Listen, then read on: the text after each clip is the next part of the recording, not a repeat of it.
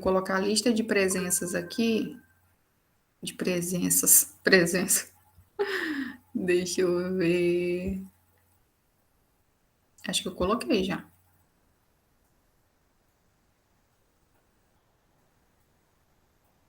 Acho que sim. Coloca aí presente, tá, gente? Coloca aí presente, aí vocês mandam por correio o presente para mim, para eu receber. Gente, então vamos lá, né? Eu vou tentar ser mais objetiva aqui, porque na outra turma eu me perdi um pouco, ó, por isso que eu demorei aí. Porque é um período longo e a gente vai falar, né? Mas tem coisas que eu falei que mas eu vou tentar ser um pouco mais objetivo, porque estava quase horário de almoço, né? E aí, hoje é o nosso último encontro online, que eu estou falando para vocês, né? Falei na outra turma também, era o último encontro online lá.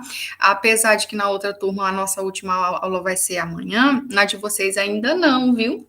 A de vocês eu vou ter aula amanhã, vou ter aula na sexta-feira, só que vai ser só assíncrono, mas não se preocupe que eu vou deixar só para revisão, vou disponibilizar um roteiro, mas é só falando que vocês vão ter que fazer uma revisão, né? E aí depois, no sábado, eu acho que vi, não sei se eu cadastrei o vídeo hoje, eu acho que eu cadastrei o vídeo hoje. E aí no sábado eu vou só cadastrar a prova, só vou usar um horário do outro sábado, não é nem esse, é do outro, tá? Para deixar a prova cadastrada. É claro que não vai ser devolvida no sábado para mim, vou deixar uns 3, 4 dias lá, e aí a gente finaliza a nossa carga horária, tá? Aí eu vou ficar tendo contato com vocês só naquele grupo de WhatsApp, que eu ainda vou mantê-lo, mais ou menos até janeiro ainda, né? Quando a gente fizer todo ali o que a gente vai precisar, aí a gente vê o que faz, né? Que vocês vão partir para outra fase da vida de vocês, e aí acredito que a gente vai ter que desfazer ali o grupo, né? E aí, domingo já é o Enem para vocês, né? Eu desejo muita tranquilidade nesse dia para todos que estão aqui, para os demais também, né? Para poder realizar uma boa prova, né?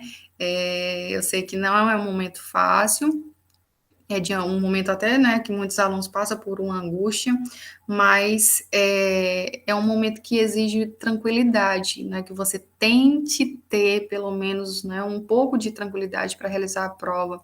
Lembre, né, que a prova do Enem, ela é muito interpretativa, então, os seus conhecimentos que você já tem, isso você tem, às vezes você pensa que nem tem, mas você tem. Nossa, Larissa, que forte. Mas, então, assim, né, alimente-se bem, leve um lanchinho também, porque às vezes o desmaio pode, às vezes a pessoa, né, num afã de perder a hora, às vezes sai sem fazer uma alimentação ali tranquila, né? Mas vocês sabem, leiam com tranquilidade, né? E tente identificar ali a questão mais correta ali, tá certo? E aí, boa sorte, né? Competência vocês têm, é só conseguir ali fazer uma leitura boa e uma interpretação boa, tá bom? E aí hoje, cadê a Tainá, gente? A Tainá não tá. Acho que a Tainá desistiu de mim, né? Mas o Douglas tá, né? O Felipe, que eu quero. A Larissa também fala muito, a Nicole. A Luana tá hoje. A senhora Isabela, desistiu da a gente antes disso. Estela. Gente, desculpa mesmo, sabe? Mas é porque, como hoje era o último encontro lá da outra turma, né? E vocês também, o último encontro 5, eu tenho que falar sobre o. E aí eu tive um probleminha para entrar já. Foi um pouco, né, bem pequeno, mas tive um probleminha para entrar na sala na outra. Meu computador aqui deu uns treco. E aí por isso que atrasou, tá bom? Mas vamos falar sobre o nosso assunto hoje. Eu coloquei lá para vocês que a gente vai comentar um pouquinho sobre globalização, né? E aí, desafios para um Brasil democrático. E eu fechei o slide. Olha só. Deixa eu abrir esse slide aqui, gente. Aqui.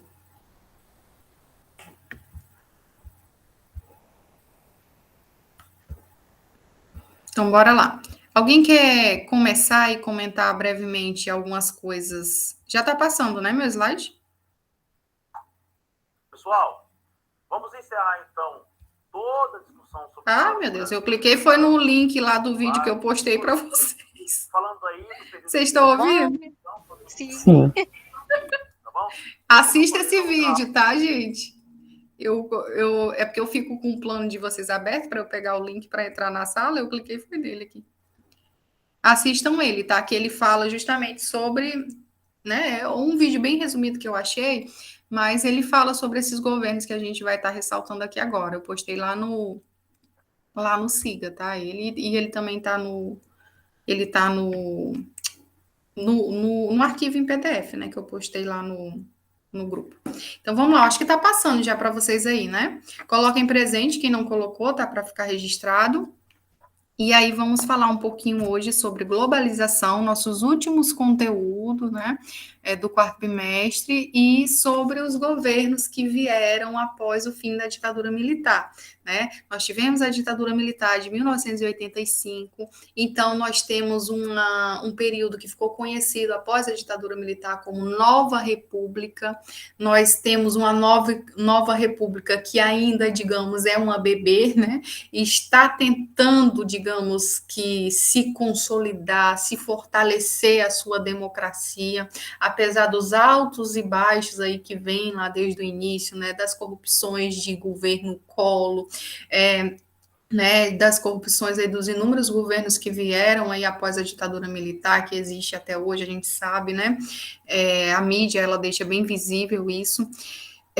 E aí a gente está tentando ainda, né, digamos assim, ser um país democrático e, de fato, né, como o próprio tema diz, há inúmeros desafios para se ter essa democracia consolidada, porque nós temos uma história que tem sistemas aí, né, que não eram nem um pouco democráticos, né, nós tivemos governos ditatoriais, nós tivemos império, né, também que Brasil Império, Brasil Colônia, que não eram, né, governos aí democráticos, e aí hoje nós temos aí um período, né, que já está aí, digamos que há mais de 30 anos, né, um breve período que é o período conhecido como a Nova República.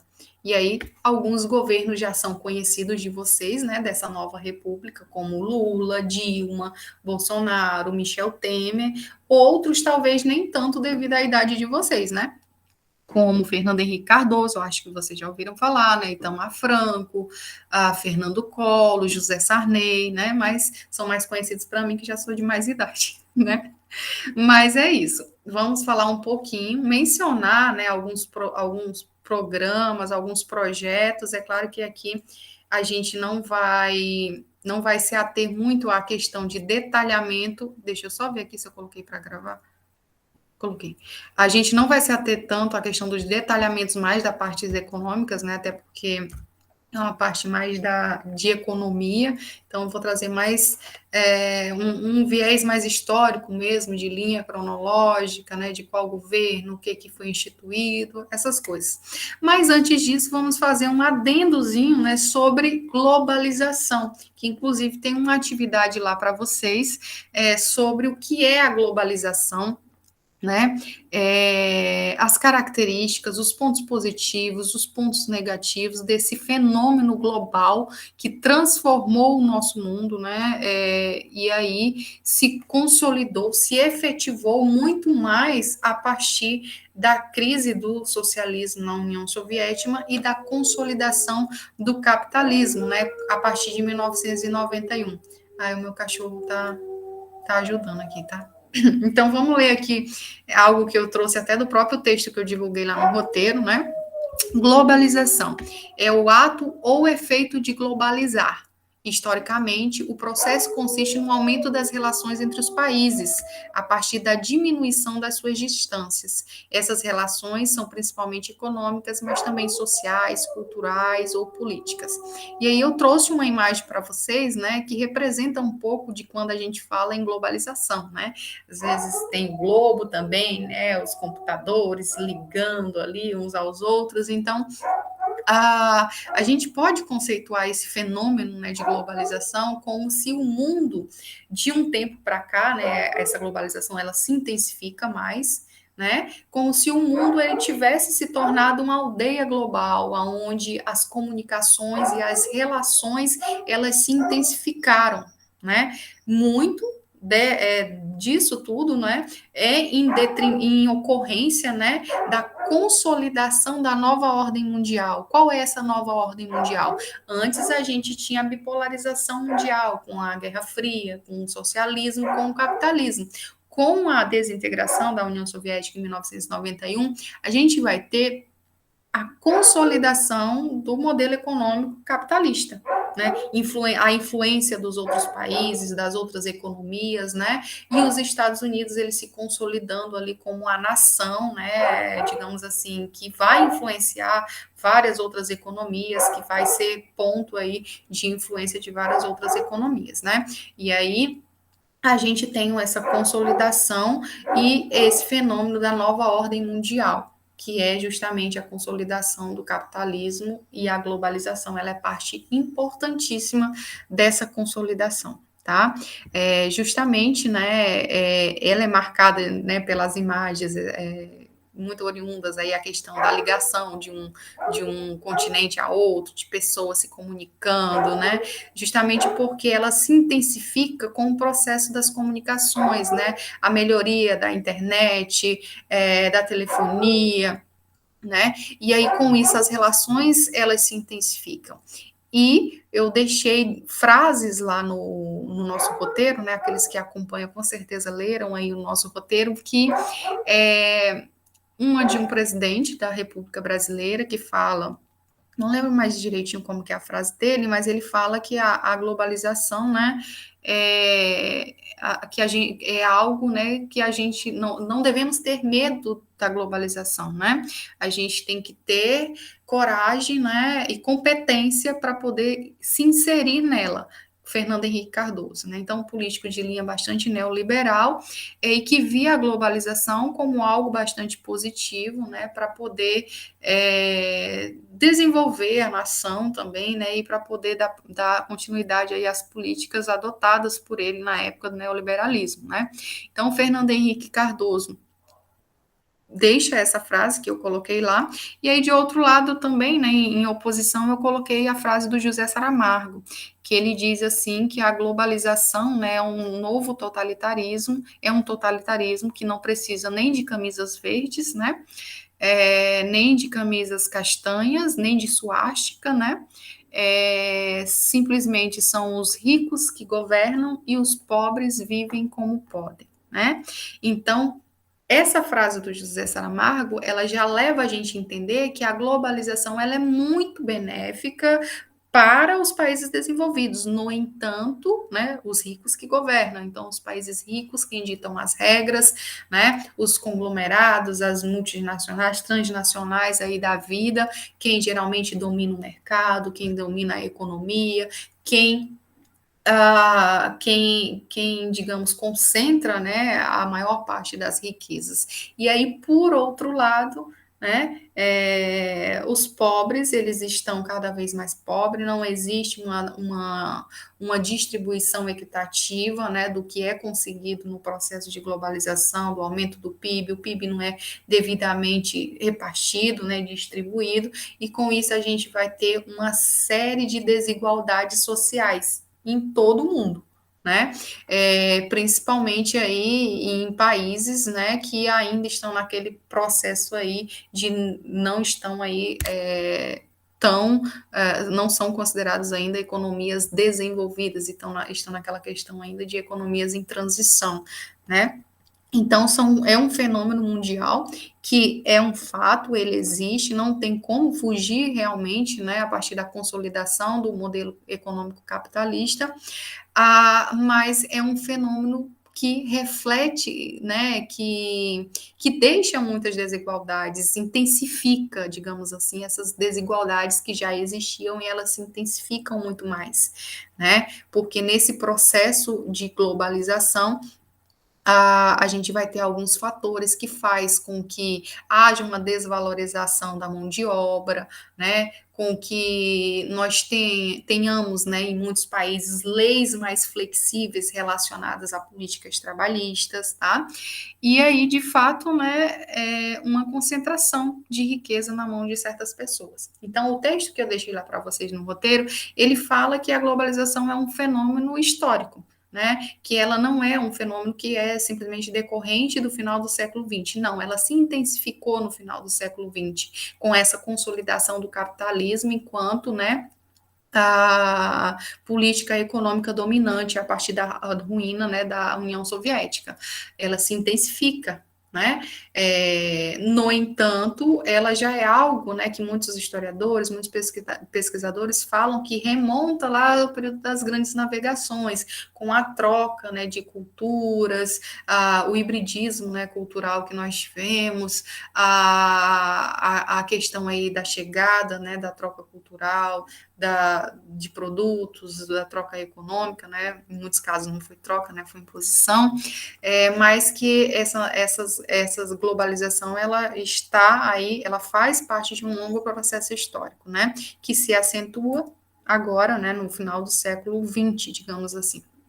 E tende a cada vez mais crescer, e com isso, não só os pontos positivos, porque ela tem pontos positivos, né, como melhoria de produtos, né, como produtos a preços mais baratos, né, como digamos que, a melhora da comunicação, né, então, as notícias, elas são instantâneas, né, você conhece pessoas de outro lado do mundo, você consegue compartilhar cultura, conhecer culturas, né, mas, por outro lado, também nós temos os pontos negativos desse processo de globalização. Quais são, né? Alguns desses processos negativos, como eu falei, né, para vocês já anteriormente, né, é uma questão dos próprios, né, da mão de obra empregada nesse processo, que muitas vezes é uma mão de obra desvalorizada, leis trabalhistas menos rígidas em muitos países, e aí esses países que têm leis trabalhistas um pouco menos rígidas, eles recebem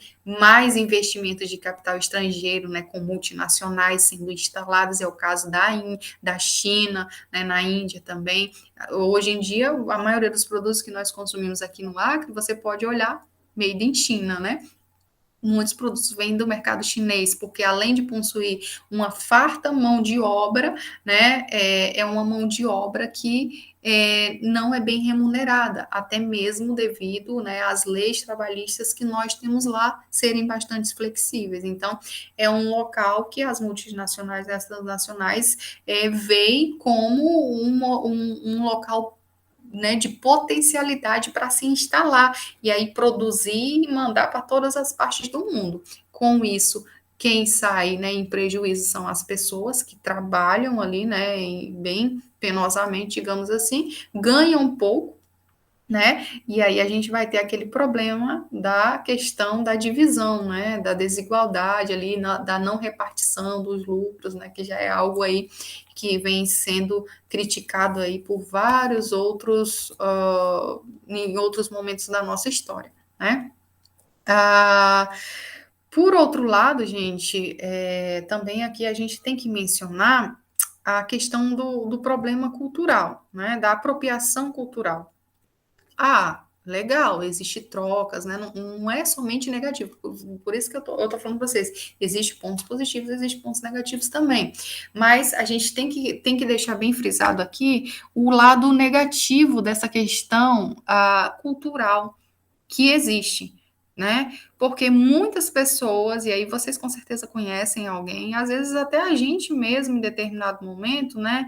A gente valoriza algo, né, da cultura norte-americana, da cultura europeia, e aquilo que é nosso, que é próprio da nossa cultura, a gente tende a desvalorizar, né, a achar que é algo chato, que é algo feio, que lá nos Estados Unidos a festa é mais legal, né, a se apropriar de certas questões culturais, como festas, né, de Halloween, né, em detrimento de coisas que eram aqui culturais próprias, né. Então, existem apropriações culturais, essas apropriações culturais não são invalidadas, no entanto, quando essas apropriações culturais elas começam a ser, digamos que, a servir de tipo de não reconhecimento da sua própria identidade, desvalorização daquilo, do que é a sua formação da identidade, isso passa a ser um problema, né? Porque você vai achar que a cultura do outro ela é muito mais significativa, muito mais importante do que a sua própria cultura. Então, só vai prestar o que vem dos Estados Unidos, só vai prestar o que vem da Europa, o que é o do Brasil, o Brasil não presta. Então, acho que vocês já conseguiram entender, né, o que eu estou tentando passar para vocês.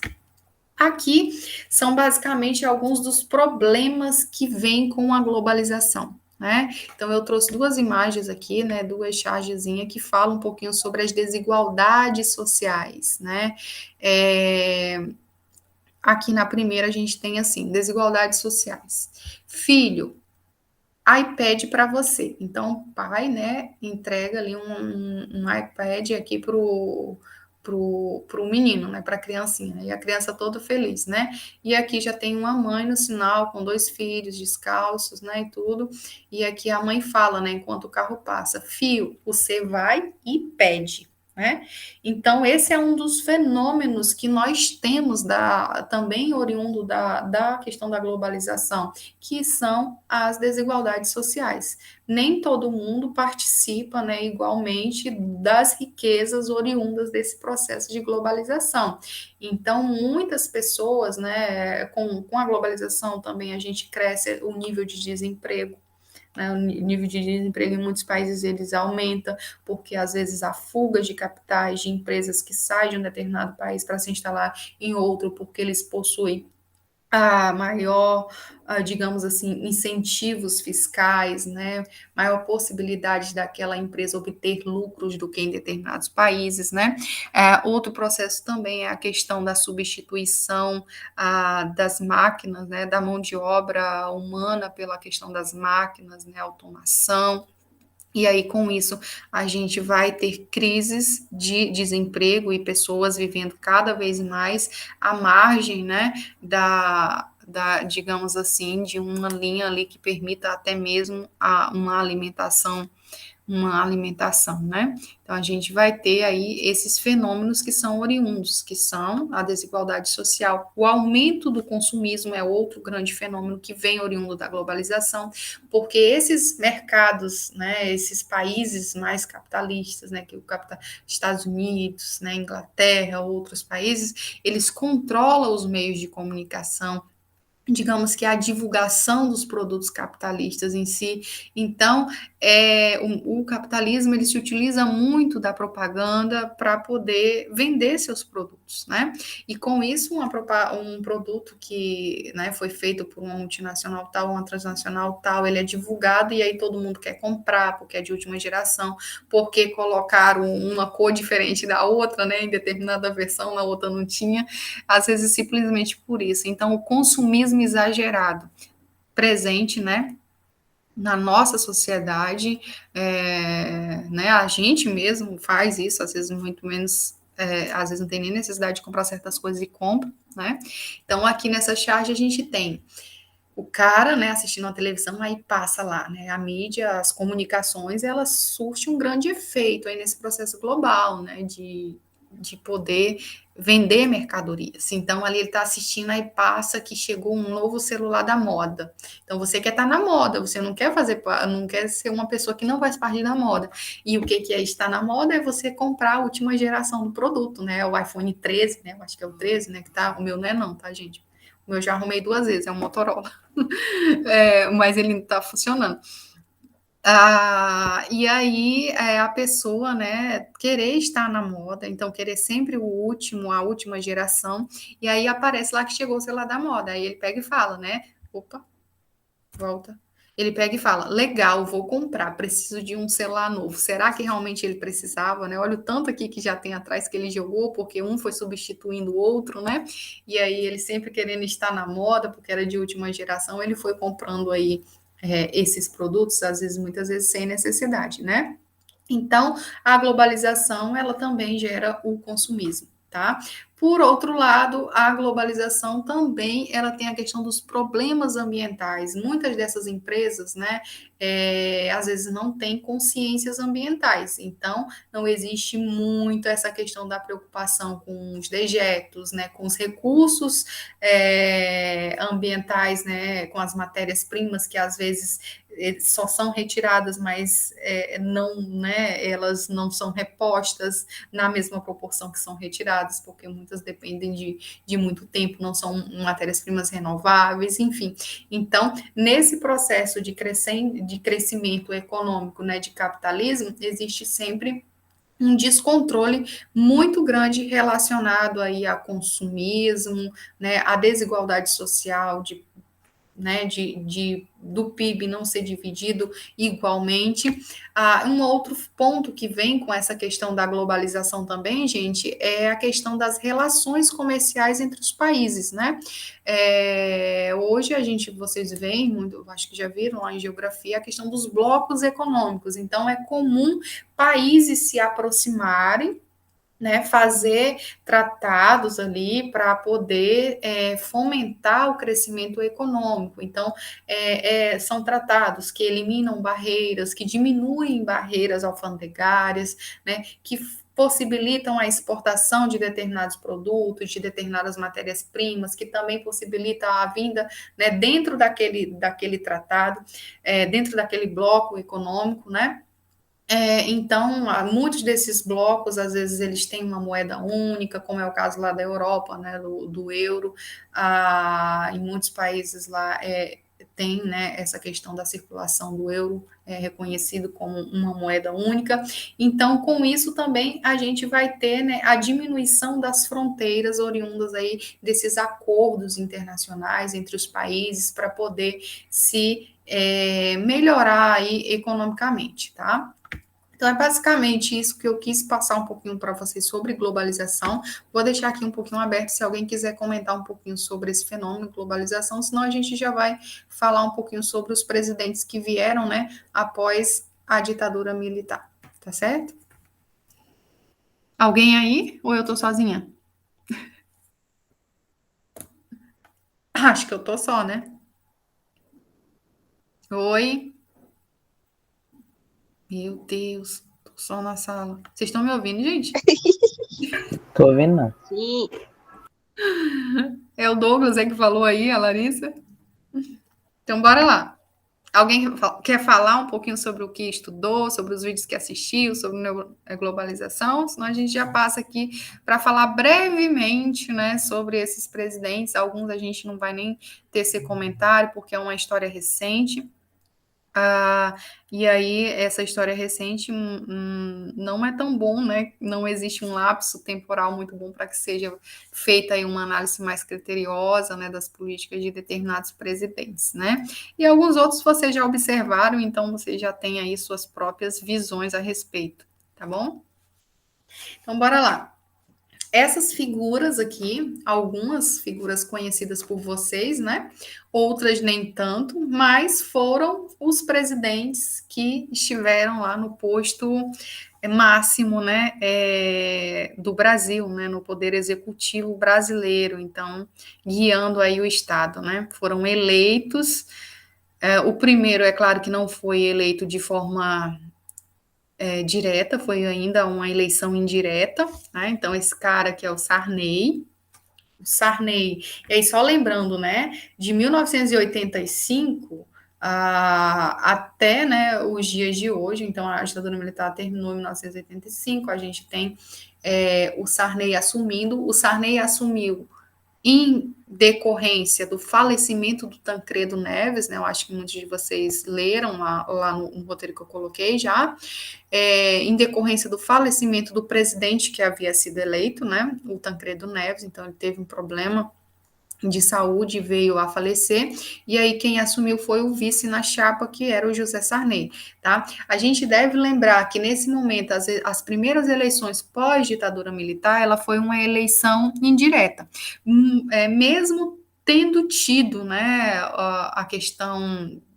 né, do apoio popular à emenda constitucional Dante Oliveira, que falava que as primeiras eleições presidenciais elas deveriam ser dado o direito ao povo de escolher, isso não foi possível. Né? O povo, a população foi para a rua em prol das diretas já, né? Ou seja, nesse momento a gente teve uma ampla mobilização, tanto de partidos, né, que já estava tendo pluripartidarismo nessa época, como também de setores, de camadas, né, sociais, em prol das diretas já. Mas na primeira eleição, ainda a Câmara, né, o Congresso votou que haveria eleições indiretas. E aí, com isso, a gente vai ter a eleição do José Sarney e do Tancredo Neves. O Tancredo ele não vai assumir, né, devido a problemas de saúde, como relatei, quem vai assumir é o Sarney.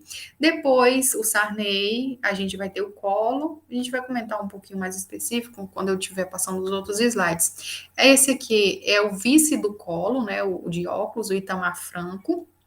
O Collor, ele sofreu um processo de impeachment, ele renunciou, né, no final desse processo, mas ele sofreu um processo de impeachment, teve os direitos cassados, e aí quem vai assumir vai ser o Itamar Franco, que é o vice do Collor, né, na chapa. O Itamar Franco, ele coloca o Fernando Henrique como sendo ministro da Fazenda dele na época. O Brasil, ele vinha de um cenário de alta da inflação gigantesca, tá? Então, o Fernando Henrique, como ministro da Fazenda, ele consegue, né, propor um plano econômico, que é o Plano Real, que instituiu a nossa moeda que nós temos hoje, né, o real. E, através desse plano econômico proposto, ele consegue controlar a inflação brasileira, e aí ele também consegue, né, ser um nome bem forte dentro da política brasileira, o Fernando Henrique Cardoso.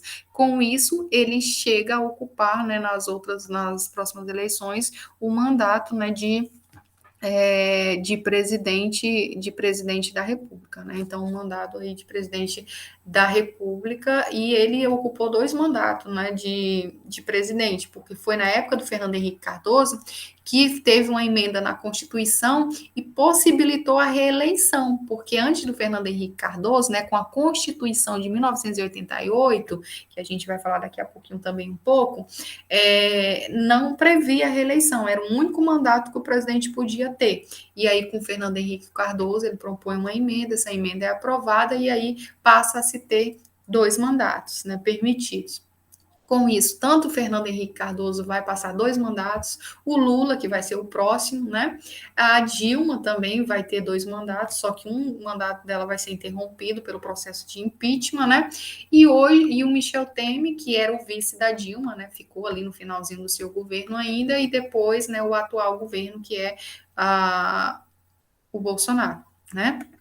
E aí vamos falar um pouquinho, né, sobre esses governos agora. José Sarney, ele ficou de 1985 a 1990, né? Nesse período do José Sarney, a gente vai ter... Alguém quiser falar? Acho que eu ouvi alguém respirando aí no microfone. Tá. A gente vai ter o governo de Sarney de 1985 a 1990. Nesse período, o Sarney, né, ele herdou uma economia frutos, né, da crise do petróleo, do milagre econômico brasileiro, que o Brasil pegou muitos empréstimos lá fora durante a ditadura militar. O PIB subiu em um determinado momento, mas depois tinha chegado a hora de pagar essas contas, e aí o Brasil começou a entrar em crise na ditadura militar, né? E aí a inflação começou a ficar descontrolada dentro do Brasil, né? Aqui no Brasil, e com isso o final da ditadura militar é um final muito difícil de descontrole da inflação, e aí fez com que os movimentos se fortalecessem contra a ditadura militar, a censura, o descontrole econômico, enfim, tudo, né? E aí com isso o primeiro governo, né, pós-ditadura militar, José Sarney, ele vai herdar um país que vive ali um descontrole inflacionário gigantesco. Vai propor alguns planos, né, plano cruzado, né? E teve o 1, teve o 2, né? Que instituiu uma nova moeda, era o cruzeiro anteriormente, aí ele instituiu o cruzado. Esse plano previa o congelamento de preços, então não podia se aumentar preços de alimentos, de aluguéis, os salários também ficou congelados nesse momento, né? Essa política até que no início ela teve algum efeito, isso permitiu com que o Sarney ele conseguisse eleger, né, nas eleições estaduais muitos governadores do partido dele, né, do PMDB. Mas com isso, no futuro, né, esse plano ele tende a fracassar. Todos os planos ali econômicos do governo de José Sarney, eles não conseguiram conter a inflação, gerou inúmeras crises, né? E muitas dessas crises foram relacionadas ao desabastecimento de alimentos, né, de produtos dos próprios supermercados. Então, devido não poder aumentar o preço, né, desses alimentos, não havia muito interesse de muitos comerciantes na época de vender produtos, porque muitas vezes não se tinha lucros, né, relacionados a isso. Então, e às vezes quando os produtos também chegavam, né, antes desse decreto aí, quando os produtos chegavam ali nas prateleiras, as pessoas com medo da inflação que estava subindo, né, dia após dias, ou seja, de manhã a inflação era uma, de tarde já era outra, né, já tinha subido, então as pessoas às vezes com medo de ficar sem alimentos iam lá, compravam toda a mercadoria, estocavam em casa, e com isso os produtos eles iam sumindo das prateleiras, né. Com esse decreto aí de planos, né, prevendo congelamento de preços, o Sarney decretou também, ficou conhecido na história como os fiscais do Sarney. Eram as pessoas, né, os civis que ajudavam a fiscalizar os estabelecimentos comerciais para ver se realmente, né, eles estavam fazendo aquilo que era determinado pelos planos, não estavam aumentando, fazendo o aumento lá dos preços, tá? Então, os fiscais do Sarney, o Sarney ia para a televisão, para as rádios, né, e convocava a mesma população a ser fiscal aí desse congelamento de preços que ele havia instituído. Com isso, a gente vai ter muita figura do ágio, né? Ou seja, o que foi isso? As pessoas, aqueles produtos, digamos assim, vendidos de forma clandestina, né? Não estava, mas eles pagavam um determinado valor por trás, compravam, né, na ilegalidade lá aqueles produtos, tá? Então, para você obter um produto, muita gente praticava essas coisas nessa época, tá? O fato é que o governo Sarney, ele não vai conseguir controlar a inflação, vai criar esses vários planos aí nessa época, né? Mas ele não vai conseguir, de fato, controlar a inflação, né? E aí o Brasil, né, ele vai... Tem um momento lá, na época do governo Sarney, que ele vai até declarar moratória, ou seja, o descumprimento do pagamento de dívidas externas, porque ele não conseguia, né? A economia ela estava tão fragilizada nessa época que nem as dívidas externas eles conseguiu pagar. Então, houve uma renegociação com a FMI, com o BID, né? E aí, nessas renegociações, vale se ressaltar que não é somente Brasil aqui na América do Sul que passava por isso, né? Mas a gente tem vários outros países da América do Sul que passavam por esse momento de recessão econômica também. E aí houve, né, um conjunto de técnicos dessas organizações internacionais, do FMI, do BID, que se reuniu com, né, a economia, com políticos ligados à economia brasileira, e proporam medidas. Essas medidas elas foram o que ficaram conhecidos, né, como consenso de Washington. Esse consenso de Washington fez com que as políticas tomadas a partir daquele momento no Brasil, elas deveriam seguir um caminho, né, aonde fosse mais de encontro com as políticas neoliberais, tá? Então esse consenso de Washington ele previa, né, a abertura comercial, um Estado menor em políticas sociais também, né? Digamos que a privatização de muitas empresas estatais. Então, a partir desse momento, a gente vai ter as políticas neoliberais elas sendo mais implantadas justamente porque tinha sido uma orientação, né, desse consenso de Washington. né, ainda no governo de Sarney. É na época do José Sarney também que a gente vai ter a promulgação da Constituição Cidadã, que é a Constituição que rege a nossa vida até hoje, né? Em 1988 foi promulgada a nossa Constituição, pós-ditadura militar, ela ficou conhecida, né, como a Constituição Cidadã, justamente por ser uma das constituições que mais prevê o direito aí para as pessoas, né, ou seja, foi nela que o voto dos analfabetos foi reconhecido, né, foi estipulado o voto para os analfabetos, a questão dos direitos aos trabalhadores rurais, o voto para os menores de 16 anos, mas não obrigatório, né? Então, a questão das terras indígenas, né, que passou a ser considerada, né, terras indígenas e era direitos de uso desses indígenas nessas terras, né? Então, ela traz consigo uma série de garantias constitucionais que até então nenhuma outra constituição tinha, né, deixado ali no seu texto, né? Então, mas uma coisa o Sarney ele não conseguiu controlar a inflação. Em 1990, a gente tem um novo político, lembrando que até aqui a gente não tinha a questão da reeleição, né? Então, o Sarney saiu, entrou um novo político, era um político novo, bastante conhecido no estado do Alagoas, né, que tinha tido uma participação muito grande lá no estado do Alagoas.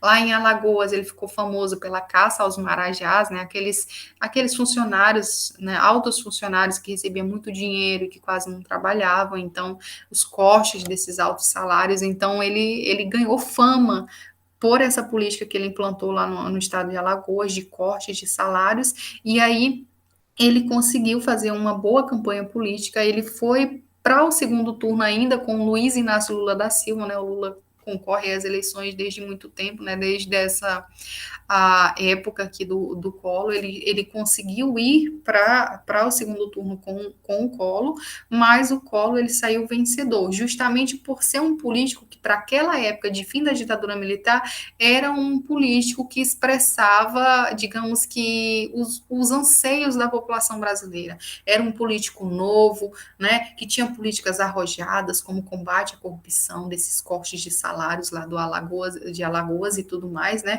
Então, era um político que a população brasileira encarava como sendo um político, né, essencial no combate aí à inflação e em encontrar os caminhos ali para o Brasil seguir. O Collor, ele governa de 1990 a 1992, vai ser um governo que, digamos que vai ficar ali até metade, né, do seu mandato só, porque ele vai ser acusado de corrupção, né, um governo que era visto como uma pessoa que, né, era o que era o ideal para o Brasil, mas ele é acusado de corrupção lá na frente, vai propor plano, que é o famoso Plano Collor. Esse plano ele tem uma série de características, inclusive ele segue com a questão do congelamento de preços do José Sarney lá atrás, só que de uma forma menos rígida também, né? Tem uma reforma administrativa. Essa reforma administrativa do Collor prevê, né, fez com que vários servidores, funcionários fossem demitidos também. Abre, né, tem uma abertura comercial da economia, tem a privatização de empresas, né, que ela vai se acentuando a partir do governo Collor, se intensifica no governo de FHC, do Fernando Henrique, e segue com a política de congelamento de preço, né? Também no governo Collor a gente vai ter a proposta de uma nova moeda, né? Vai sair o cruzado lá do Sarney e vai voltar o cruzeiro novo, né?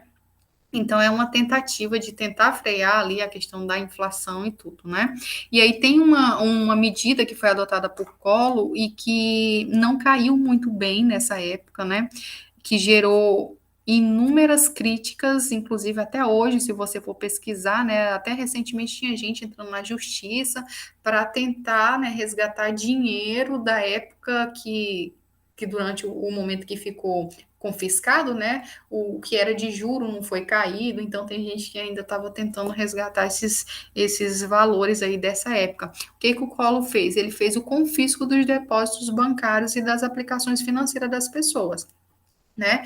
Sem nem avisar a população. Então, de uma hora para outra, se você tinha tantos dinheiro na poupança, tinha tantas aplicações financeiras, você não podia mexer. Ficaram, né? Foram confiscadas pelo governo, você não podia mexer. Então, com isso, houve uma crise muito acentuada de pessoas que não tinham dinheiro para cumprir suas obrigações, né? Suas contas. Com isso, gerou desemprego, com isso, gerou falência de pequenos negócios, né? E aí foi um cenário bastante crítico nessa época, que a população se revoltou muito, né? Porque tiveram aí as suas economias bloqueadas pelo presidente de uma hora para outra, sem mais nem menos, né? Tudo como uma tentativa de combate aí à inflação. Né? E com isso vai gerar mais crise ainda, né?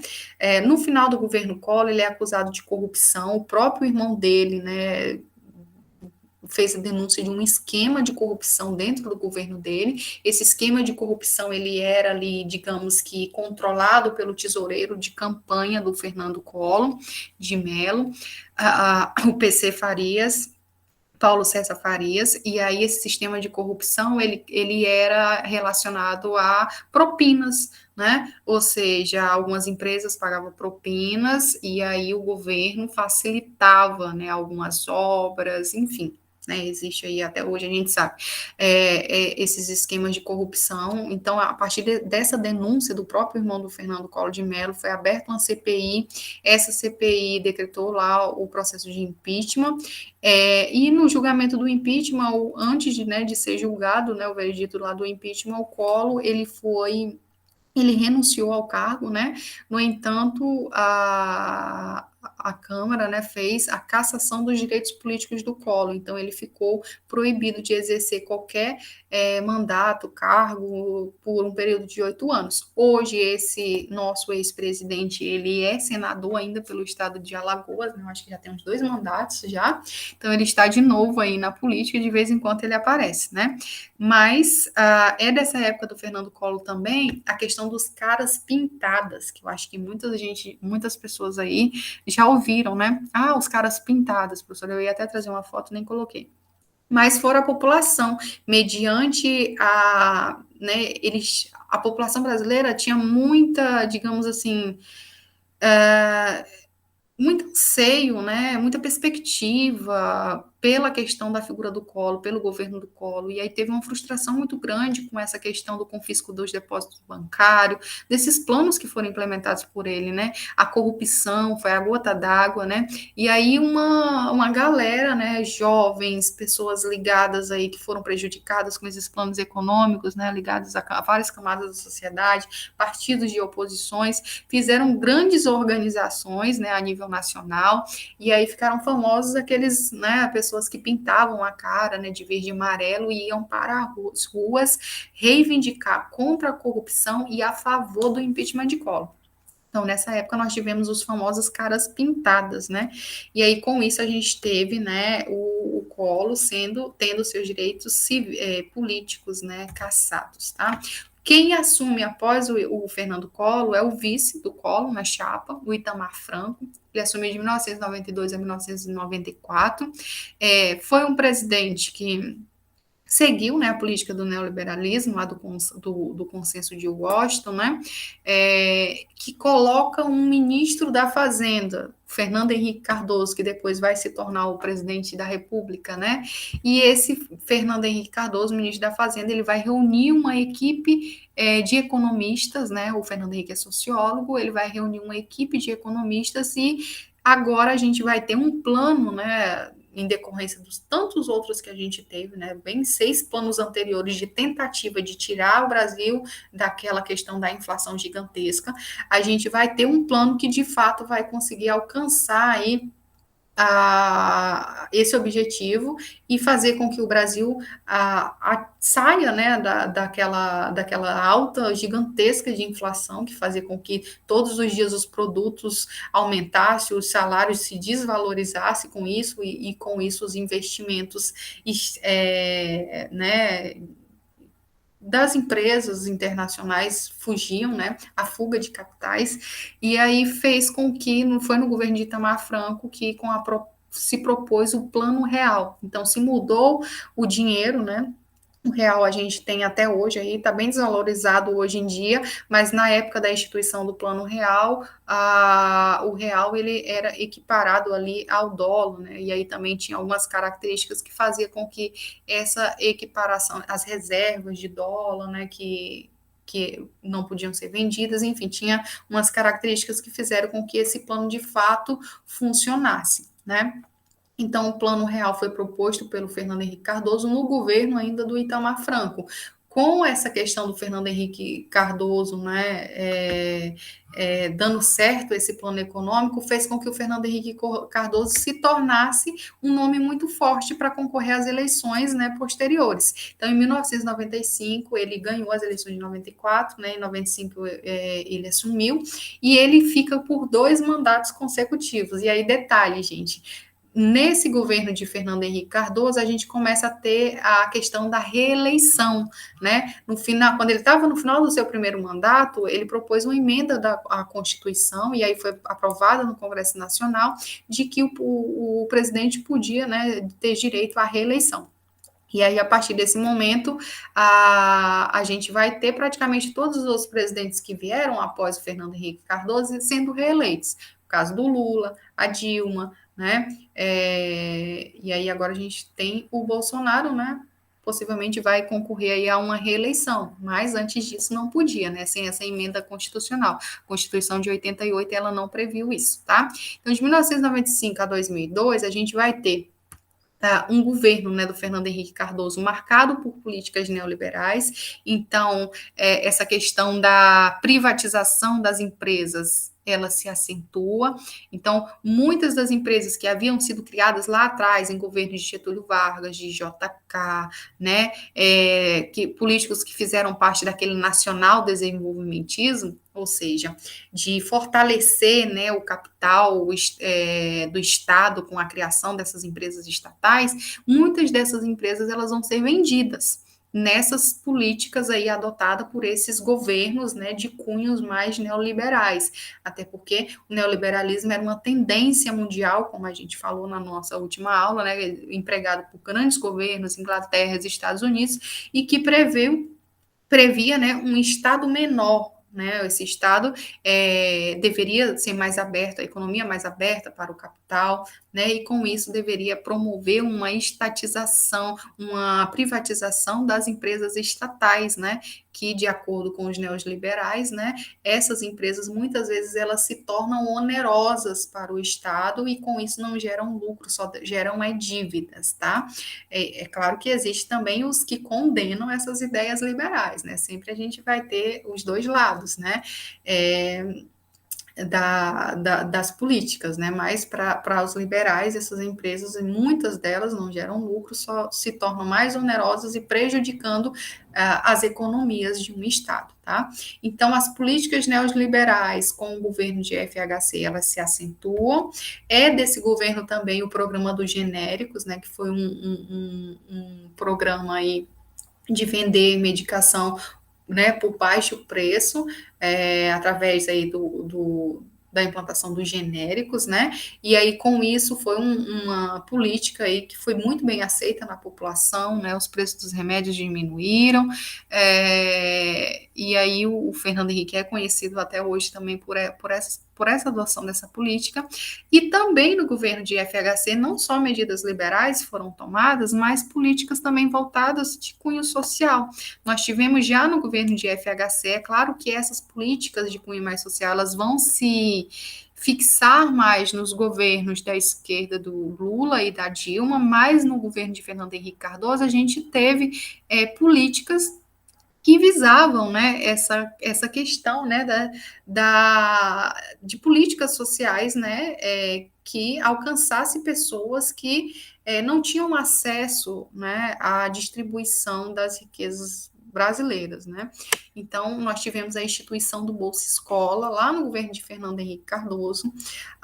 No final desse governo, né, apesar dele ter conseguido colocar o Brasil no caminho ali, né, de combater a inflação de voltar ao pagamento de dívida, né, de promover o desenvolvimento em algumas áreas também, as políticas dele ela começaram a ser questionadas já no final do governo dele, com uma severa crise energética que a gente teve no governo Fernando Henrique Cardoso, né, que provocou o apagão em inúmeras cidades brasileiras, né, então os reservatórios, né, das usinas hidrelétricas teve uma grande seca, então os reservatórios não foram suficientes, né? E aí, com isso, gerou a crise energética. Com essa crise energética, né, você sabe que vai influenciar vários setores da economia, desde a fabricação de produtos, de automóveis, em tudo, isso vai gerar um alto nível de desemprego. Então, no final ali do seu governo, né, ele passou por algumas crises. Com isso, a gente vai ter, né, ele passou os 2 mandatos, ele também não podia mais concorrer, a gente vai ter assumindo o Lula. O Lula vai ficar também por 2 mandatos, ele vai de 2003 até 2010. No governo Lula, né, a gente tem, digamos que uma sequência da política econômica do Fernando Henrique Cardoso também, né? Claro que uma diminuição das privatizações, né? Das estatais. A gente tem uma maior participação do Estado na saúde, na educação, com políticas e com verbas destinadas a esses setores, né? A gente tem também as relações comerciais aí do governo Lula, ela sendo ampliada nessas com outros países, né? Então, era muito comum naquela época, vocês não são dessa época, talvez não lembrem da televisão, mas eu lembro que eu era, acho que adolescente nessa época, olha o Lula indo, olha o Lula vindo na televisão, o pessoal fazia muito essas chacotas, né? Porque disse que o Lula não parava no Brasil nessa época, só era viajando, né? E aí, muito disso em decorrência dessas relações comerciais que ele tentou, nessa época, né, se aproximar de muitos países, né, para poder desenvolver vendas, exportação, importação, inclusive o Brasil nessa época teve uma presença muito forte na ONU, né, com a questão das auxílios, agendas humanitárias, né, e tudo mais, tá? O governo de Lula ele é marcado, né, por políticas que também eram voltadas ao combate à pobreza, então a Bolsa Escola, que foi de lá do governo Fernando Henrique Cardoso, ela teve também outras roupagens aqui no governo Lula, como Bolsa Família, outros auxílios que foram criados também, né? Isso numa tentativa de redistribuição de renda. Nessa época do governo Lula, a classe média teve uma ascensão social, né? Então a classe média ela ampliou, né, subiu lá, passou de 50% ali a questão da classe média, justamente porque o PIB cresceu, né, o PIB cresceu muito no governo de Lula, né, principalmente ali naqueles inícios também. O PIB cresceu muito e aí muitas pessoas, principalmente voltadas à questão da classe média, tiveram maior participação. Né? Claro que a gente não vai ter um combate, né, total ali da pobreza, mas também é muito dessa época o programa Fome Zero, que visava, né, acabar, erradicar a fome no Brasil. E aí, por isso, no governo Lula foi muito impactante essa questão dos programas sociais de combate à fome, à pobreza, né, com a criação desses programas. No governo dele houve diminuição de impostos de produtos de cesta básica, reajuste de salário mínimo, que aí também isso fez com que a classe média, né, tivesse uma ascensão nesse momento, justamente porque muitas pessoas relacionadas aí a essa classe média são, às vezes, servidores, né, e aí muitos desses tiveram seus salários reajustados. É no governo Lula também que a gente vai ter uma crise também relacionada à corrupção, né? É até triste a gente falar de história do Brasil, né? Porque a corrupção ela sempre vem, sempre vem, sempre vem. Tudo parece que se resume à corrupção, né? Mas no governo Lula também teve um grande escândalo, que foi o escândalo do mensalão, né? Então, foram acusados pessoas do alto escalão do PT em 2005, né, de fazer uma política que ficou conhecida como mensalão, ou seja, era como se fosse uma mesadazinha paga para alguns deputados, alguns senadores, para que eles votassem projetos, né, que eram de interesse do partido, né? E aí muitos membros da cúpula alta lá do que era o partido do Lula foram acusados, chegaram a ser presos, né? Então, isso fez com que a imagem do Lula começasse a ser arranhada, né? Mesmo mediante a muito crescimento que o Brasil teve, de crescimento de PIB, né, de relações comerciais ampliadas, de programas que tentaram, né, digamos que uma tentativa, né? Porque a gente sabe que as estruturas sociais do Brasil foi uma estrutura que sempre foi desigual. Então, a pobreza, a desigualdade social é algo estrutural que vem lá desde as nossas origens. Então, é muito difícil um político chegar no poder e propor alguma política que tente combater, né, essas desigualdades sociais, né?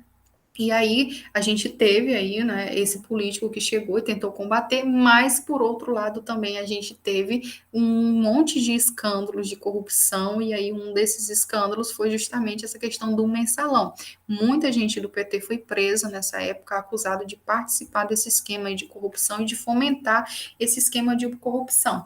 Por outro lado também, né, a gente tem que destacar aqui que entre 2013 e 2010 a gente teve aquela crise do mercado imobiliário que ganhou o mundo, né, lá nos Estados Unidos, e aí atingiu outras economias, que foi em decorrência, né, das hipotecas lá do mercado imobiliário, que as pessoas não estavam conseguindo pagar, e com isso muitos bancos faliram, né, e aí levou com que várias economias entrassem em crise. O Brasil ele conseguiu passar por essa crise quase que ileso, justamente porque o PIB, né, ele vinha de um cenário onde o Fernando Henrique tinha conseguido estabilizar a inflação, o governo que entrou, que era o Lula, tinha seguido um pouco da política econômica, tinha proporcionado a criação de empregos, né, de combate, de programas sociais, o PIB tinha crescido, né, ou seja, o PIB nessa época estava crescendo muito no Brasil. Já no governo Dilma, a gente vai ter um crescimento negativo, né? E aí, com isso, o governo conseguiu passar pela crise de 2007, 2008, quase que ileso. O Lula vai conseguir se reeleger, né? E ainda, né, vai ter muita força, vai passar por 2 mandatos, e ainda vai ter muita força para que a Dilma, ela fique ali como sua sucessora, digamos assim, né? A Dilma, ela vai ficar de 2011 até 2016, vai dar continuidades em políticas sociais. O PIB, diferentemente do que nós tivemos lá no Lula, ele vai ter um baixo crescimento, tá? Então o PIB ele vai cair no governo Dilma e isso vai gerar uma inúmera série de reivindicações e de manifestações ao longo do Brasil, porque o baixo crescimento do PIB vai impactar, né, em aumento de transporte, de combustíveis, enfim. Com isso, a gente também tem que lembrar aqui que nessa época do governo Dilma, a gente teve a realização da Copa do Mundo, né, em 2014, e aí a gente teve muitas manifestações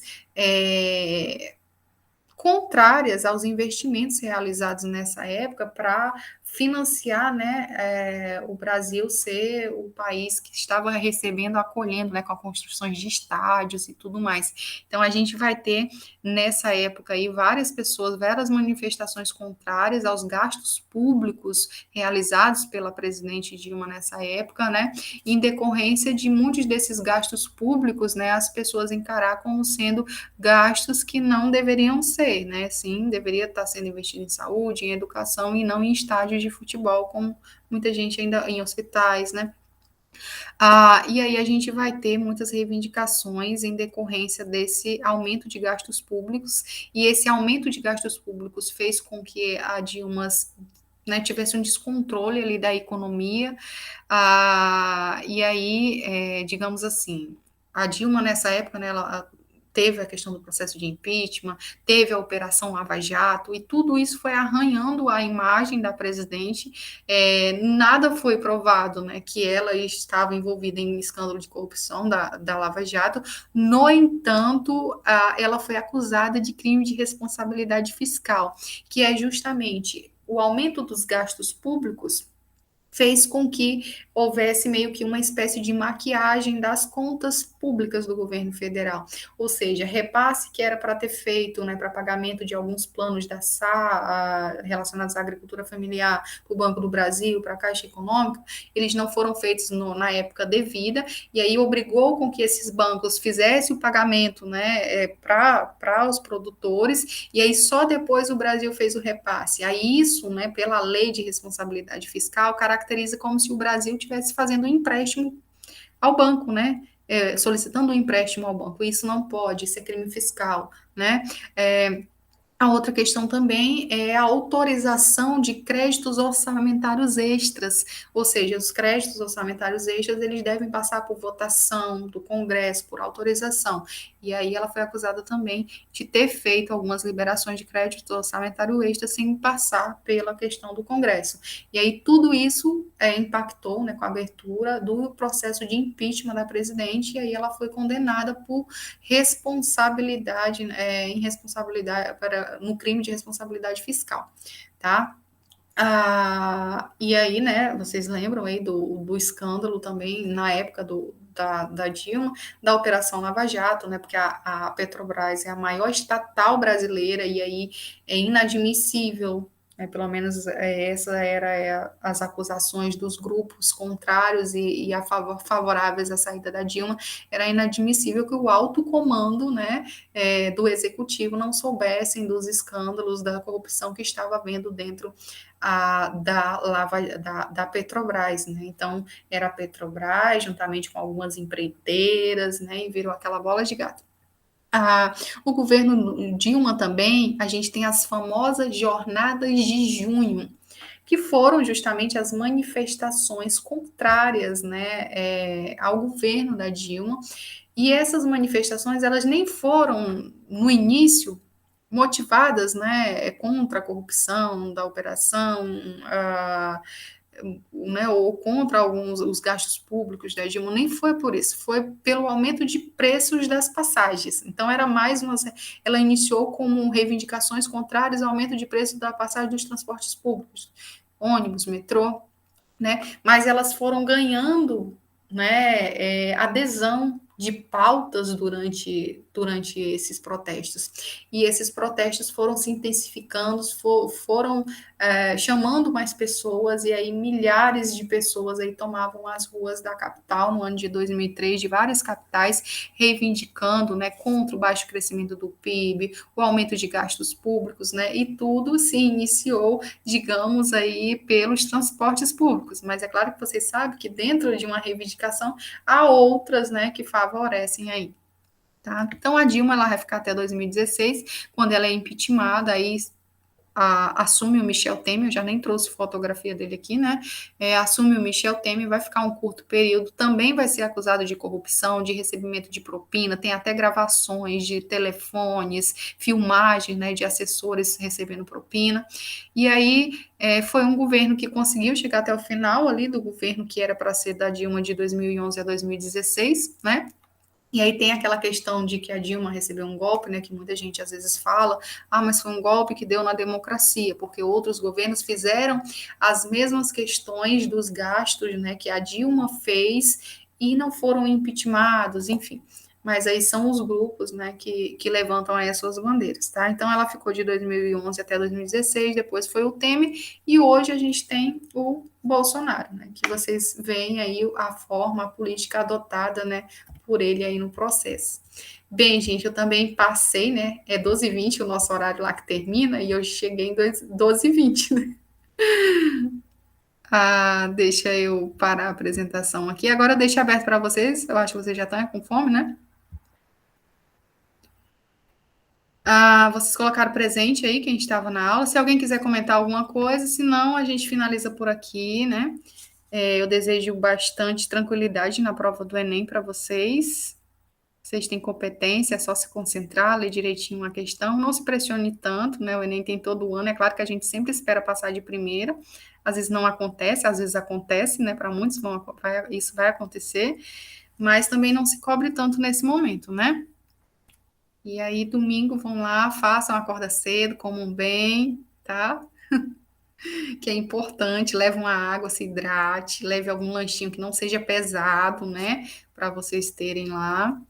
E aí é isso, tá? Eu espero que vocês, de alguma maneira, tenham conseguido aprender um pouquinho, né? É claro que eu não sou aquela pessoa que chega para enfiar conhecimento na cabeça de vocês, eu guio o processo de aprendizagem, mas eu espero que vocês tenham conseguido, né, nesse momento assim que a gente vive, ter aprendido um pouquinho, pelo menos, né, da história, que a história é muita coisa, né?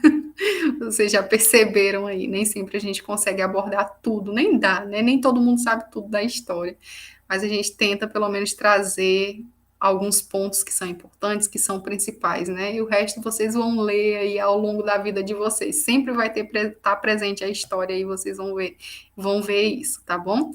Então, realmente foi um prazer estar com a turma, né? Tanto com essa quanto com a outra. Eu fiz questão, mesmo eu estando em outro campus nesse momento, mas tive que deixar turmas aqui no campus, né, porque a minha carga horária estava bem elevada, mas eu fiz questão de permanecer com as duas turmas, tanto o terceiro A quanto o B, justamente porque era uma turma, né, eram turmas que eu vim desde lá do primeiro ano, que eu queria muito ter tido, né, o presencial, mas devido às condições a gente não pôde, mas que eu tenho um grande carinho por vocês, né? Tanto pelo A quanto pelo B também. Eu sei que existe aquelas, né, divergências às vezes de turmas, mas vocês são turmas maravilhosas, né?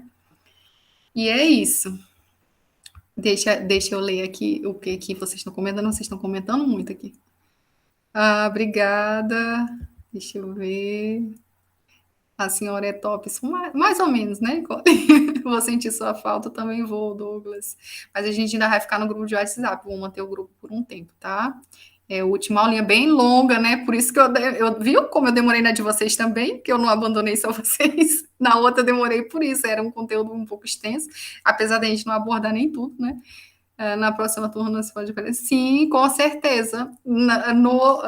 Às vezes já aconteceu disso, né? Aluno terminou o terceiro ano, aí depois chegar lá, entrar na sala e assistir minha aula. Obrigada, Douglas, que bom. Eu tento dar o meu melhor. Eu sei que eu não sou, né, a melhor, mas eu juro para vocês que quando eu vou dar minha aula, eu sempre busco me esforçar o máximo possível para tentar passar o melhor para vocês. Que bom. Ah, Larissa ali, o que foi, Larissa? Quer cortar a amizade? Que bom, Douglas, pelo menos, né? Mas é isso, gente. Obrigada aí pelo acolhimento, né? Eu sempre gostei muito da turma. E sigam aí, não desistam, não. Vocês são muito novinhos, né? Nossa, tem uma vida aí pela frente, muitos sonhos para conquistar, né? E é só nunca desistir, né? Mesmo às vezes a gente leva uns tombos mesmo da vida, mas a gente não desistindo, a gente alcança tudo que a gente quer, tá? Então eu só desejo coisas boas mesmo para vocês, tá? E eu tenho certeza que eu ainda vou encontrar muitos de vocês aí bem encaminhados, todos, né? A intenção é que sejam todos, né? Felizes, você fazendo aquilo que você gosta, né? É o que importa. Ah, professora, eu não quero fazer, né? Eu quero ser professor, eu quero ser motorista. Você fazendo aquilo que, né, que você quer é o que importa, que você é feliz, enfim, você tem que ser feliz, né, fazendo aquilo que gosta. Mas é claro, sempre lembrando que o conhecimento é algo que ninguém pode te roubar. Então, sempre busque o conhecimento, sempre busque ser melhor, né? E ter mais conhecimento do que você tem hoje, porque ele é uma eterna busca, viu, gente? A gente nunca sabe tudo de uma hora para outra, sempre é adquirindo cada vez mais, tá bom? Se a senhora vê, ela não finge que nunca me viu. Mas é claro que eu não vou fingir. Às vezes eu posso estar com um problema de visão. Aí você grita, né? Fala, professora, que a gente vai ficando velho, né? Aí vai perdendo a visão. Mas grita, não tem problema, tá bom? É isso mesmo, Nicole. Corra atrás que eu ainda vou ver falar muito em vocês, tá bom? E é isso aí. Vou deixar vocês ir almoçar, né? Às 12h25, meu pai eterno. Hoje eu extrapolei tudo na outra turma aqui. Mas é isso. Até mais. E um beijo para vocês. Fiquem com Deus. Bom Enem. E tchau. Até mais. Até mais, Flávio. Até mais. Beijão aí. Abraço. Tchau. Tchau.